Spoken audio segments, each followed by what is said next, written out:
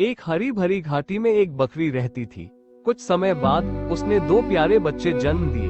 वह अपनी संतानों से बहुत प्रेम करती थी और उनकी हर जरूरत का ध्यान रखती थी। लेकिन एक दिन जंगल का राजा शेर शिकार की तलाश में आया और बकरी को मारकर खा गया। बकरी के दोनों बच्चे घबराकर रोने लगे। उनकी चीख पुकार पास से गुजर रहे एक कुत्ते ने सुनी। वो तुरंत वहां आया और बच्चों की हालत देखकर बहुत दुखी हुआ। कुत्ते की भी कुछ समय पहले उसके अपने बच्चे खो चुके थे, इसलिए उसने उन बकरी के बच्चों को अपनाने का फैसला किया। नया परिवार और नया संघर्ष। कुत्ता बकरी के बच्चों का पूरी तरह से ख्याल रखने लगा। वो उन्हें अपनी तरह खाना ढूंढना सिखाता, दौड़ना भागना सिखाता और हर समय उनकी रक्षा करता।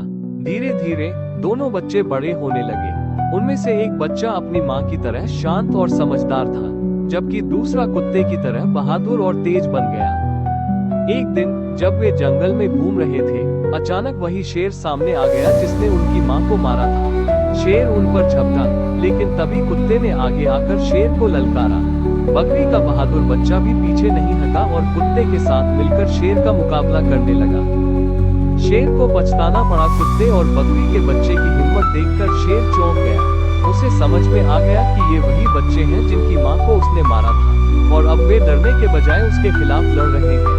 शेर ने सोचा कि अगर ये बच्चे ऐसे ही बड़े होते गए तो एक दिन वे पूरे जंगल में उसकी सत्ता को चुनौती दे सकते हैं। डरकर शेर वहां से भाग गया और फिर कभी उस इलाके में नहीं आया।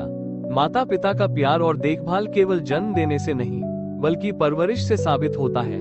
कभी भी किसी को कमजोर न समझे। समय और संघर्ष से हर कोई ताकतवर बन सकता है।